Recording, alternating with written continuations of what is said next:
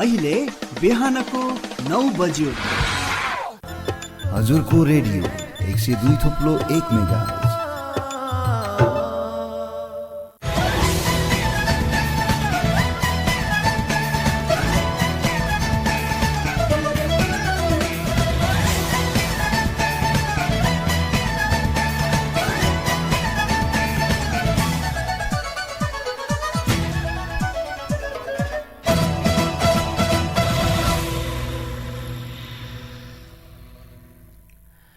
नमस्कार, हजुरको रेडियो 102.1 मेगाहर्जको बिहान 9 बजेको हजुरको समाचारमा स्वागत छ। समाचारको साथमा उपस्थित छु म राजन महतारा छेत्री। तपाईँले समाचार हजुरको रेडियो 102.1 मेगाहर्ज, इन्टरनेट अनलाइन हजुरको रेडियो.org.np का साथै रेडियोको मोबाइलको एप्लिकेसन मार्फत संसारभरकै साथ सुनिरहनु भएको छ। समाचारको सुरुवात गरौँ यस समाचारको मुख्य शीर्षकहरूबाट।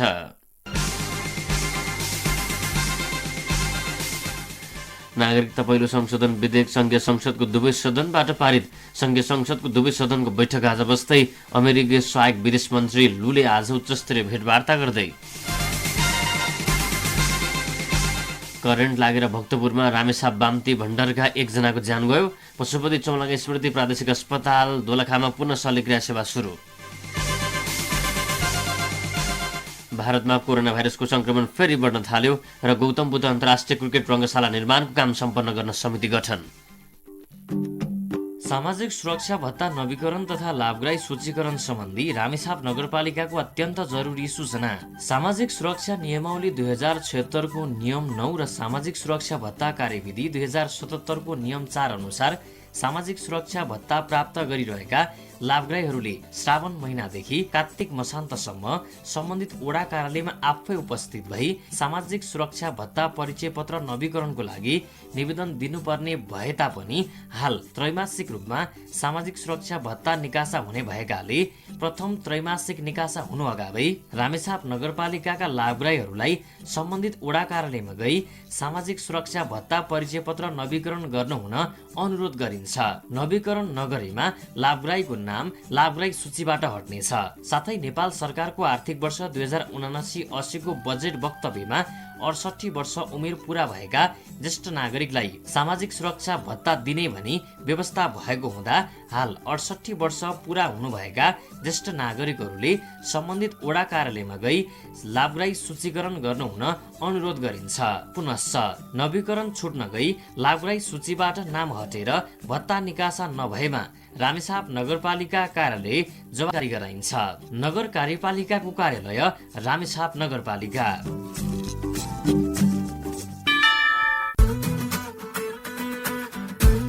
के तपाईलाई घर, अफिस र सडक निर्माणको लागि गुणस्तरीय होल ब्लक, गिटी, बालुवा, रोडा, ढुङ्गा चाहिएको छ? यदि चाहिएको छ भने हामीलाई सम्झन सक्नुहुनेछ। सम्पर्कको लागि कुमार बस्नेत, मोबाइल नम्बर 9849 12 74 46, विशाल माझी, मोबाइल नम्बर 9861 84 90 67, होल ब्लकका लागि तिलक मगर, मोबाइल नम्बर 9861 32 74 50। मन्थली रोडा ढुङ्गा उद्योग प्रणाली, मन्थली 1 रामेछाप। ए भाउजू, केही गर्दा रोग निको भएन भन्नुहुन्थ्यो, अहिले त छरीतिर राम्री पो देख्छु त। कसरी के जिस्के किने शुभ जीवन हस्पिटल खुरकोटमा त महिलाहरूका लागि त जस्तो सुकै उपचार पनि हुँदो रहेछ। रोग त काँडै निकाले जस्तो भो, चटक्कै। लामो समयको अनुभव प्राप्त वरिष्ठ स्त्री रोग विशेषज्ञ डाक्टर राजन नेउपानेको प्रत्यक्ष निगरानीमा सबै खाले स्त्री रोगहरूको उपचार गर्नका लागि शुभजीवन अस्पताल खुरकोट जाउँ। महिलाहरूको तल्लो पेट दुख्ने, गुप्ताङ्ग चिलाउने, सेतो पानी बग्ने, गर्भ जाँच, भिडियो एक्सरे, वैधानिक एवं सुरक्षित गर्भपतन र प्रसुति तथा अपरेसन सेवाका लागि शुभजीवन हस्पिटल। महिला तथा स्त्री रोग परामर्शका साथै हरेक महिनाको पहिलो शनिबार काठमाडौँका वरिष्ठ डाक्टरद्वारा मनोचिकित्सा तथा नशा सम्बन्धी रोगको सफल उपचार पनि भइरहेको छ। अन्त नि हरेक दिन जनरल ओपीडी सेवा पनि विगतका दिन जस्तै दिनौ सञ्चालन भइरहेको छ है। अब स्त्री रोग सम्बन्धी कुनै पनि उपचारका लागि काठमाडौँ जान्नै पर्दैन। थप जानकारीका लागि शुभजीवन हस्पिटल खुरकोट सिन्धुली। सम्पर्क नम्बर 047 590 466 98 692 65 998। हजुरको रेडियो 102.1 मेगाहर्ज।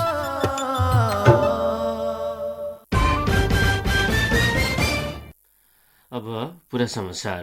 नागरिकता पहिलो संशोधन विधेयक सङ्घीय संसदको दुवै सदनबाट पारित भएको छ। गत शुक्रबार प्रतिनिधि सभाबाट पारित भएको विधेयक हिजोको राष्ट्रिय सभाको बैठकले पनि बहुमतको आधारमा पारित गरेको छ। हिजो पारित भएसँगै सन्देशसहित प्रतिनिधि सभामा पठाइएको विधेयक अब प्रतिनिधि सभाले राष्ट्रपति समक्ष पठाउनेछ। त्यसपछि राष्ट्रपतिले प्रमाणीकरण गरेपछि यो विधेयक कार्यान्वयनमा हुनेछ।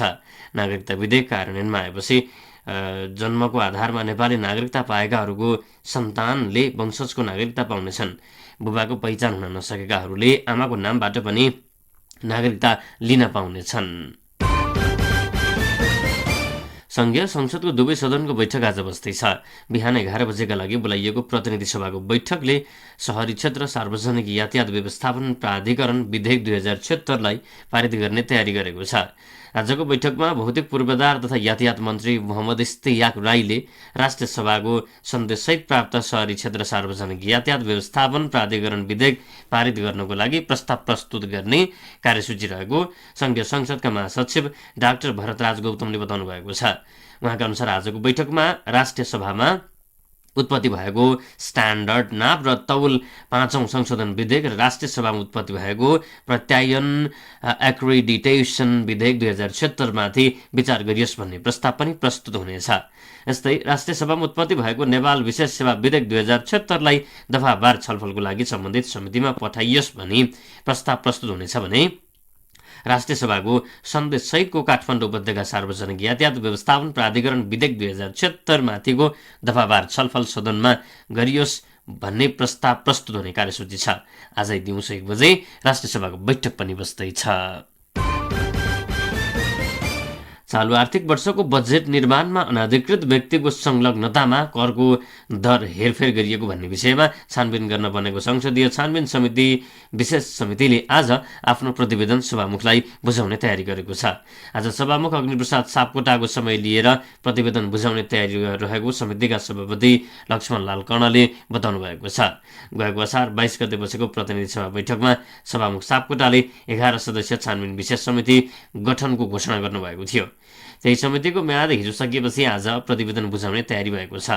समितिले पूर्व अर्थमन्त्री जनार्दन शर्मा, अर्थ मन्त्रालयका सचिव, बजेट निर्माणमा संलग्न उच्च पदस्थ कर्मचारीहरूसँग पनि बयान लिएको थियो। समितिलाई 10 दिनभित्र प्रतिवेदन दिन भनिए पनि तोकिएको मितिमा काम नसकिएपछि 7 दिन समय थप गरेको थियो। संसदीय छानबिन विशेष समिति गठन भएपछि अर्थमन्त्री जनार्दन शर्माले पदबाट राजीनामा दिनुभएको थियो।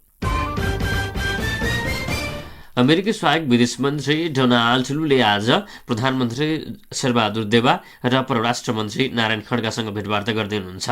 3 दिने भ्रमणको लागि हिजो काठमाडौँ आइपुग्नु भएका लुले आज उच्चस्तरीय भेटवार्ता गर्न लाग्नु भएको छ। दक्षिण तथा मध्य एसियाली मामिला सम्बन्धी सहायक विदेश मन्त्री लु भारत हुँदै काठमाडौँ आउनु भएको हो। नेपालले अमेरिकी स्टेट पार्टनरसिप प्रोग्राम एसपीपीलाई अघि नबढाउने निर्णय गरेको 1 महिनापछि लु काठमाडौँ आएकाले यो भ्रमणलाई महत्त्वका साथ हेरिएको छ। नेपालले गएको असार 6 गते एसपीपी अघि नबढ्ने निर्णय गरे पनि अहिलेसम्म अमेरिकालाई औपचारिक पत्रचार गरेको छैन। एससीईको नतिजा चित्त नबुझे ग्रेड वृद्धिका लागि निवेदन दिन सकिने भएको छ। राष्ट्रिय परीक्षा बोर्डले हिजो सूचना निकालेर बोर्डले 2078 सालमा साधारण तथा प्राविधिक धारतर्फ नियमित तथा ग्रेड वृद्धि समूहबाट परीक्षामा सम्मिलित भएका परीक्षार्थीले ग्रेडमा चित्त नबुझेमा पुनर्याग गराउन सक्ने भएका छन्। त्यसका लागि विद्यार्थीले शिक्षा विकास तथा समन्वय इकाइ वा सोझै कार्यालयमा आउँदा साउन 27 गतेसम्म निवेदन दिन सक्नेछन्। बोर्डले अस्ति 2078 सालको यसरी नतिजा सार्वजनिक गरेको थियो। राष्ट्रिय परीक्षा बोर्डका अनुसार यस वर्षको परीक्षामा देशभरबाट 4,95,751 जना विद्यार्थी सहभागी भएका थिए। नतिजामा चित्त नबुझेका विद्यार्थीले निवेदन दिँदा प्रति विषय 500 का दरले रकम खातामा जम्मा गर्नुपर्नेछ। परीक्षामा प्राप्त गरेको अङ्कको आधारमा अध्ययनको विषय छनौट गर्नु गलत भएको विज्ञहरूले बताएका छन्। माध्यमिक शिक्षा परीक्षा एससीईको नतिजा सार्वजनिक भएपछि धेरै विद्यार्थी अब कुन विषय पढ्ने भन्ने अन्यलमा छन्। विद्यार्थीले एससीईलाई उच्च शिक्षा अध्ययनको एउटा खुड्किलो मान्ने गरेका छन्। नेपालमा पठन पाठनका विषयहरूलाई परीक्षामा पाएको अङ्कको आधारमा वर्गीकरण गर्ने परिपाटी नै गलत भएको शिक्षाविदहरूको भनाइ छ। विद्यार्थीको रुचिको आधारमा विषय छनौट गर्नुपर्ने शिक्षाविद डाक्टर महेन्द्र खनालले बताउनु भएको छ। अभिभावकले सामाजिक प्रतिस्पर्धा र प्रतिष्ठालाई पनि आफ्नो छोराछोरीको अध्ययनको विषय जोड्ने गरेका छन्। मनोविद गोपाल ढकालका अनुसार धेरै अभिभावकहरूले बालबालिकालाई आफ्नो रुचिको भारी बोकाउँछन्, जुन उनीहरूको क्षमताभन्दा गह्रो हुन्छ। तर बालबालिकाको रुचि र क्षमताको ख्याल नगरी उच्च शिक्षा अध्ययनको विषय छनौट गर्दा लगानी खेर जाने र शिक्षाको गुणस्तर नै खस्किने शिक्षाविदहरूको तर्क छ। 50 अर्ब भन्दा बढी घाटामा रहेको नेपाल आयल निगमलाई नाफामा पुर्याउन गाह्रो हुने देखिएको छ। इन्धन आपूर्तिको जिम्मा पाएको निगमले इन्धन खरिदका लागि सरकारसँग लिएको ऋण 7 अर्ब पुगेको छ भने पछिल्लो 3 वर्षदेखि निरन्तर घाटामा छ। निगमले यसअघि आर्थिक वर्ष 2017 को वैशाखमा झण्डै 50.5 करोडको नाफा कमाएको थियो। त्यसपछि घाटामा रहँदै आएको निगमलाई फेरि नाफामूलक बनाउन मूल्य समायोजन गर्नुपर्ने, सरकारले लगाएको कर फिर्ता लिनुपर्ने एकजना अर्थ क्षेत्रमा जानकार डाक्टर पुष्पराज कणेलले बताउनु भएको छ। 2 वर्ष अघि 1 अर्ब 93 अर्बको इन्धन आयात भएकोमा गत आर्थिक वर्षमा झण्डै 2 खर्ब 50 अर्बको इन्धन आयात भएको छ। बाह्य मुलुकबाट प्रशोधित पेट्रोलियम पदार्थ मात्रै नेपाल आयात हुने भएकाले पनि निगमलाई पछिल्लो समय विश्वव्यापी मूल्यवृद्धिले समस्यामा पारेको निगमका प्रवक्ता विनितमणि उपाध्यायको भनाइ छ। नेपालमा पेट्रोलियम पदार्थको मूल्यलाई असर पार्ने कारक तत्त्वहरूमध्येको एक विश्व बजार पनि हो। पेट्रोलियम पदार्थमा परनिर्भर रहेको नेपाललाई अब कति समयभित्र पहिलेकै अवस्थामा फर्काउन सकिन्छ भनेर अहिले नै भन्न नसकिने अवस्था छ। तर खपतलाई कम गर्न सके आयल निगम सबैभन्दा धेरै राजस्व तिर्ने निकायमा पुनः सूचीकृत हुन सक्ने जानकारहरूको भनाइ छ। त यति बेला बिहान 9 बजेको हजुरको समाचार सुनिरहनु भएको छ। समाचारमा एकैछिन विश्रामपछि हामी बाँकी समाचारको साथमा आउने नै छौँ। तपाईँ रेडियो सुन्दै गर्नुहोला।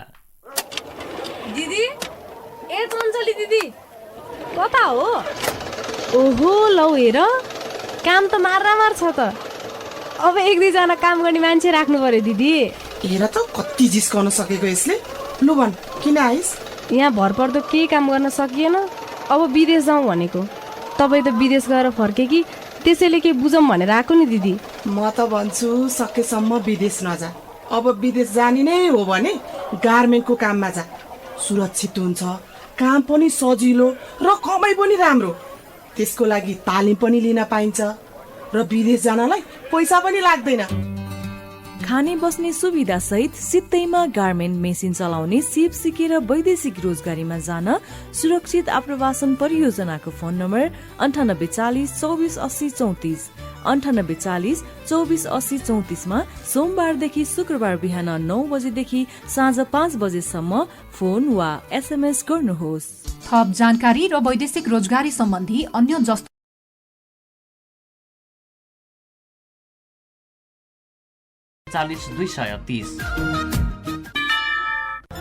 हजुरको रेडियो 102.1 मेगाहर्ज।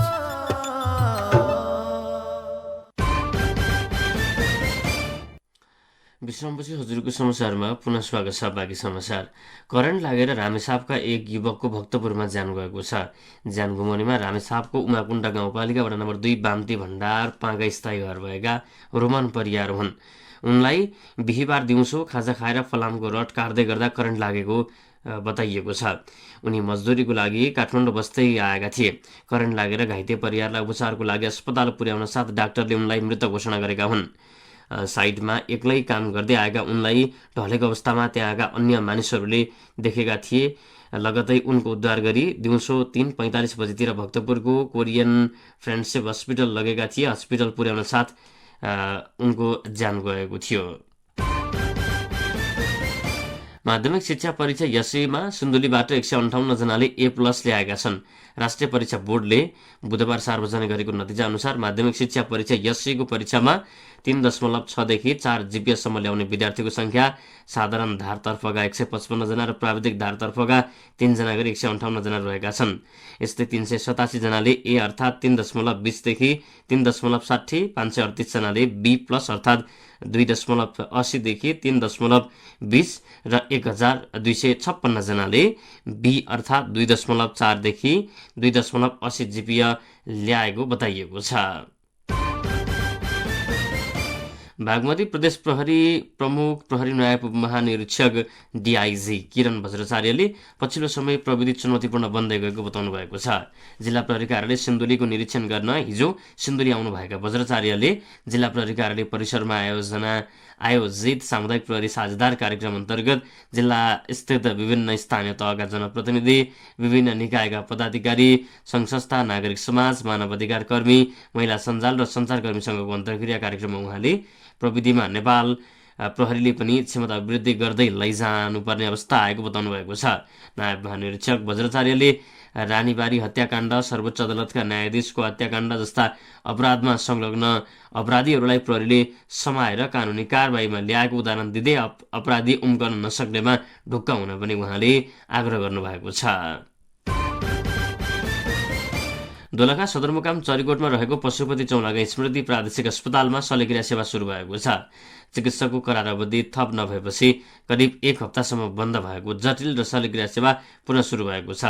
चिकित्सकको करार अवधि थप नहुँदा साउन 1 गतेदेखि बन्द भएको जटिल र शल्यक्रिया सेवा गत मङ्गलबारबाट पुनः सुरु भएको पशुपति चौलागाई स्मृति प्रादेशिक अस्पतालका सूचना अधिकारी शान्ति प्रसाद नेउपानेले जानकारी दिनुभएको छ।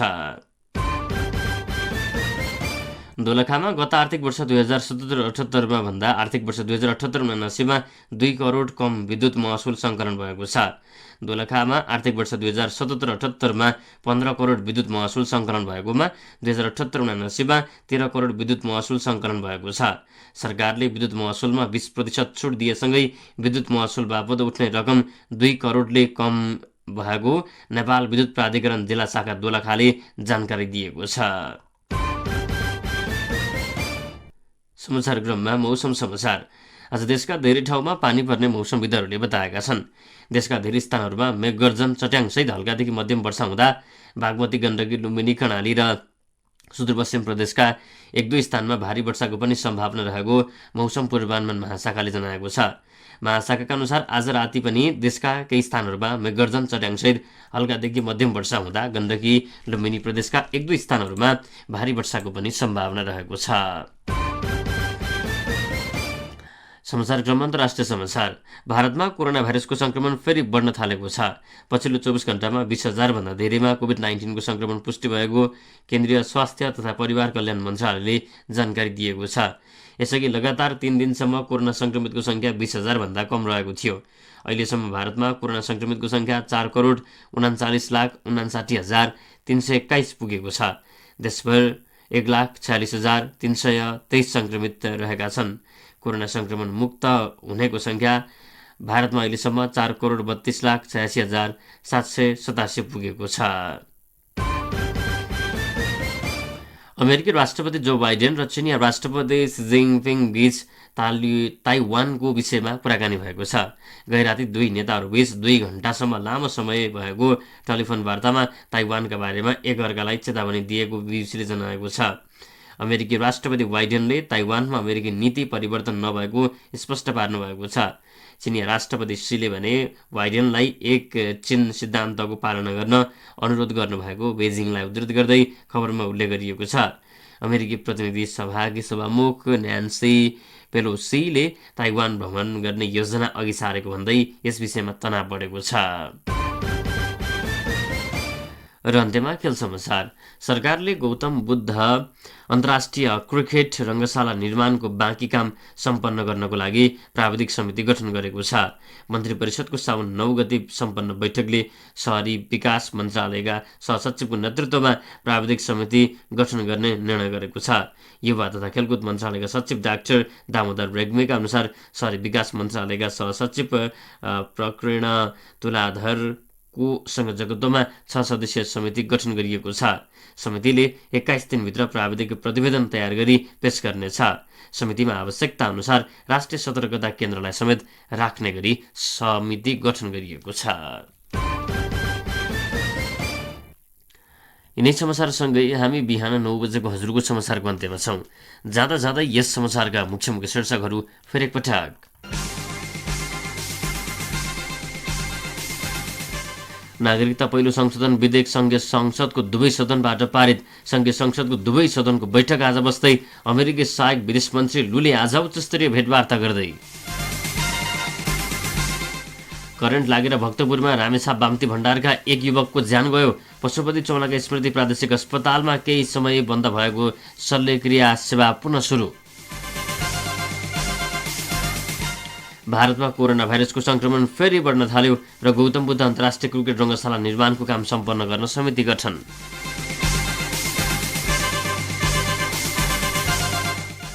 अवस्था इन्टरनेट अनलाइन फ्रिक्वेन्सी मोडुलेसन र मोबाइलका एप्लिकेसन मार्फत संसारभरिकै साथ प्रसारण भइरहेको बिहान 9 बजेको हजुरको समाचार सकियो। हाम्रो भेट बिहान 11 बजेको हजुरको खबरमा हुने नै छ। समाचारबाट समाचार सहयोगी साथीहरूलाई विशेष धन्यवाद दिँदै यस समाचारबाट म राजन महतारा छेत्री पनि बिदा हुन्छु। तपाईँ पनि रेडियो सुन्दै गर्नुहोला। नमस्कार, शुभ दिन।